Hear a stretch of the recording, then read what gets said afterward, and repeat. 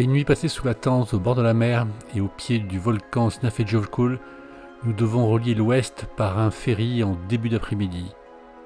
Au-delà des valises Givi, la moto est chargée avec 2 sacs supplémentaires, bleus de chez Decathlon et qui sont étanches. C'est important pour protéger la tente, les matelas, les duvets, mais aussi nos repas lyophilisés.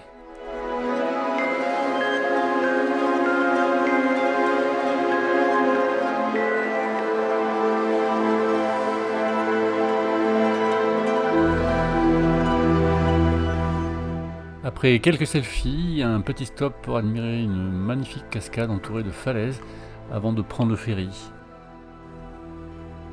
Après avoir solidement attaché la moto, on en profite pour se reposer le temps de la traversée et pour surtout réserver une nuit dans un petit coin perdu. Après 3 heures de traversée et un stop sur l'île de Flatey, nous arrivons à hauteur du point D sur la carte, le point de départ de notre périple de 900 km dans les fjords de l'Ouest. Finalement, contre toute attente, on va passer 2 nuits dans cette petite maison, à l'abri du vent et de la pluie, à Anuvik Cottage. Et en plus, en bonus, on a du Wi-Fi qui fonctionne dehors uniquement et à l'arrière de la maison. De la maison, on accède au Wi-Fi. On ne peut pas avoir de Wi-Fi à l'intérieur, mais on peut avoir du Wi-Fi à l'extérieur. Hein, Corinne? Bonjour à tous, nous sommes en Islande, on est parti pour une nouvelle étape. Allez, go! Wouhou!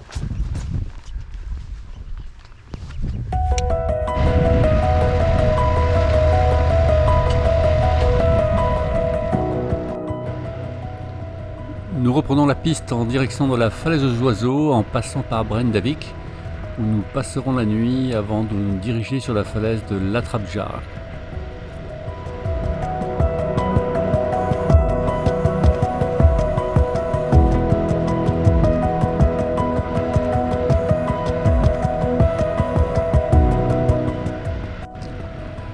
La route qui nous attend semble bien plombée par le brouillard et la pluie.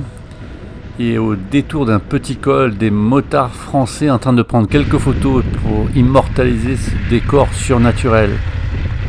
Salut les amis!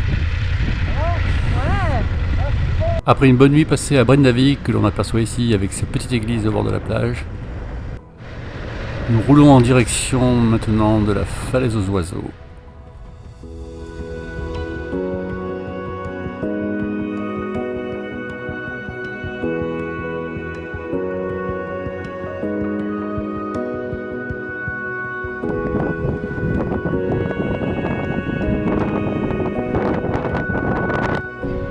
Alors on a troqué nos habits de motard pour nos habits de rando, bien équipés avec une doudoune, coupe-vent et polaire, pour arriver sur la fameuse falaise de Latrapjar, pour y voir moult oiseaux, principalement des macareux, des goélands et des petits pingouins. Voilà. Il y a une myriade d'autres albatros et autres oiseaux, cormorans. Paraît-il, il fait très froid et peut-être qu'il y en aura un peu moins pour l'instant que prévu, parce que c'est la période de nidification, mais on va voir. On va voir parce que la falaise, cette balade s'étend sur plus de 13 km je crois. Donc voilà, l'essentiel c'est d'être bien chaudement équipé. On est le 29 juin, pour info il fait 6-7 degrés. Voilà, donc le camping sous la tente on a donné il y a quelques jours. On a opté pour une petite chambre d'hôtel à 140 € pour 2 lits, chauffé, douche, etc. Drap, donc tout va bien. Voilà. On est parti pour cette marche.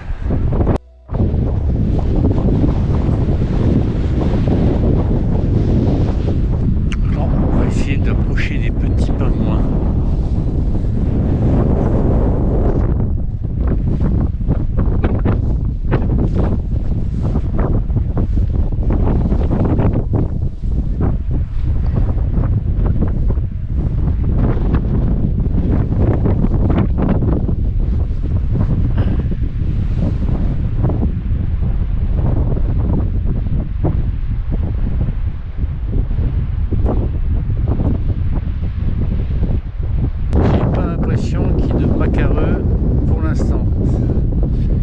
pas vu. Hein. Donc il faudra peut-être revenir à un autre moment dans la saison, plus tard, en juillet. En tout cas, le paysage, c'est un paysage surréaliste.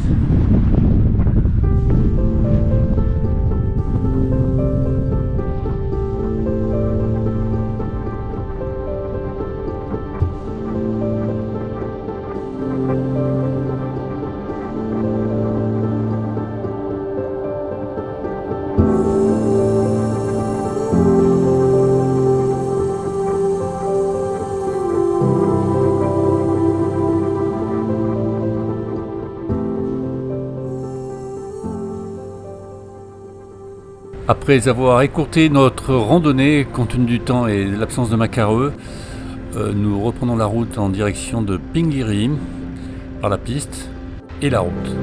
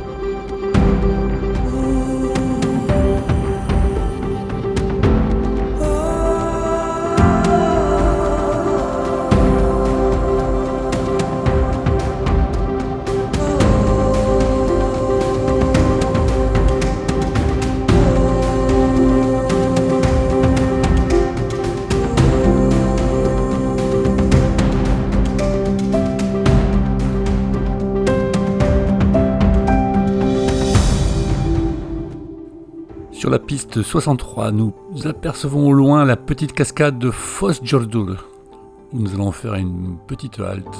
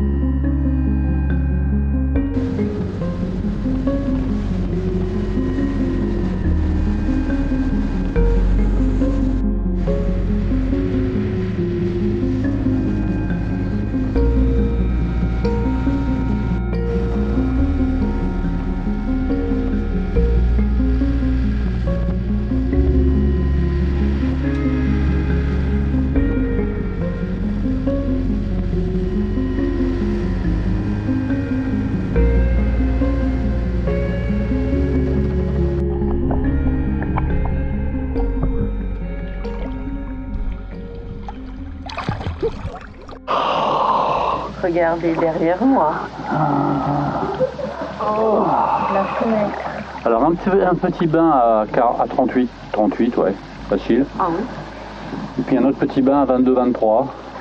J'ai pas testé encore. Bon allez, Un petit coucou à tout le monde là. We are lucky. À bientôt. À bientôt.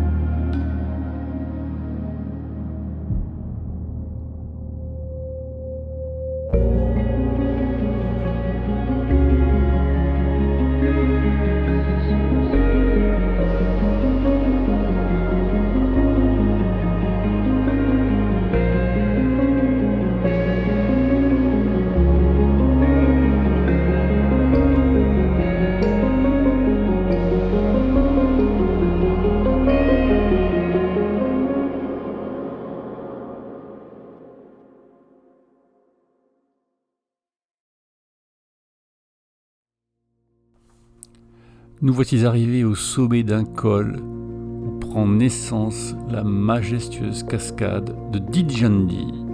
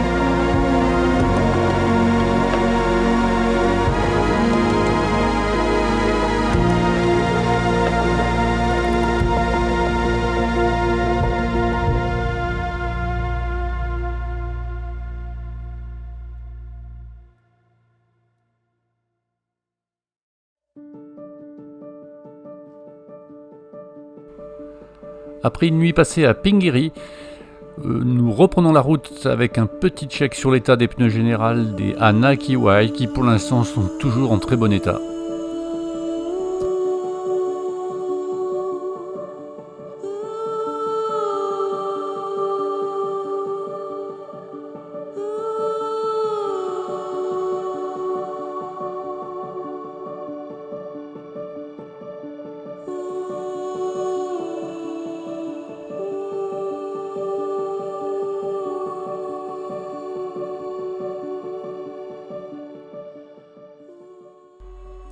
Après avoir traversé la ville de Ísafjörður et une succession de majestueux fjords, la belle route 61 nous conduit après plusieurs fjords à voir de près une faune sauvage, avec la queue d'une petite baleine et des phoques au milieu de petits canards.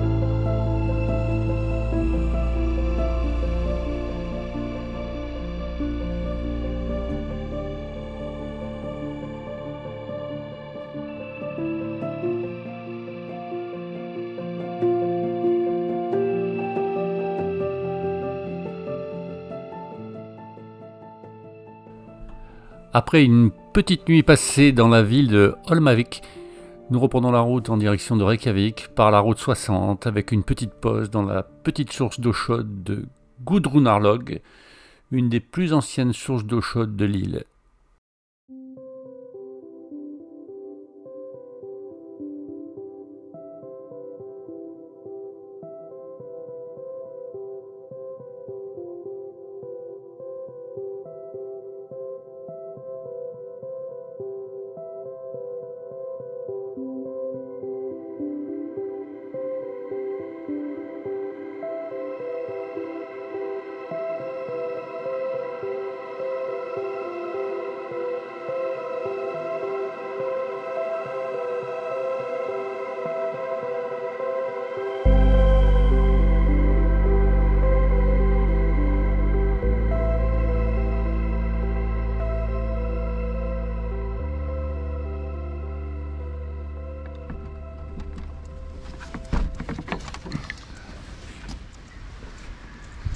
Petite maison pour se changer.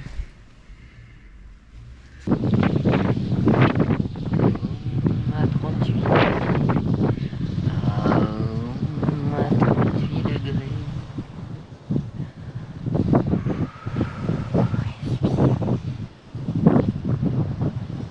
Dans un hotspot, sûrement un des plus vieux d'Islande.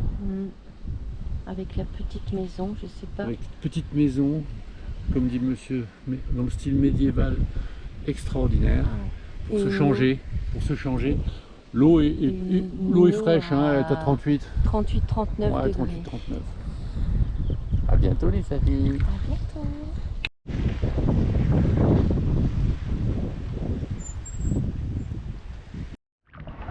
Voilà, après quelques jours passés dans les fjords de l'Ouest avec Corinne, on fait une petite pause là.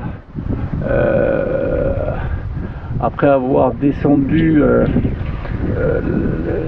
le fjord depuis Holmavik avec un vent intense, 10 mètres par seconde, ce qui n'est pas extraordinaire, mais bon, qui permet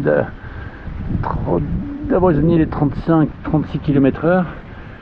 Vent latéral avec la moto, c'est ce qui est finalement le plus difficile à maîtriser. Voilà.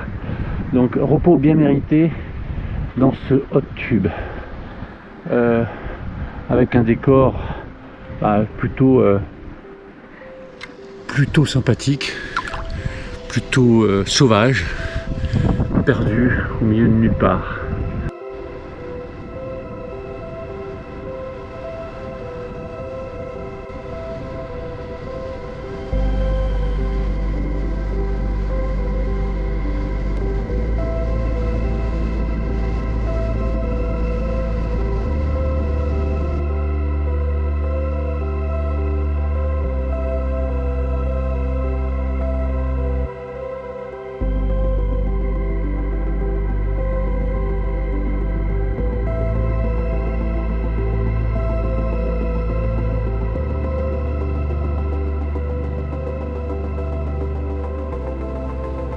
Notre périple avec Corinne touche à sa fin. Nous sommes ici sur la route qui nous ramène à Reykjavik, où nous allons faire une dernière petite escapade du côté du cratère Kerid et de Geysir, avant de prendre la belle route qui traverse le parc national de Thingvellir et pour rejoindre l'aéroport de Keflavik.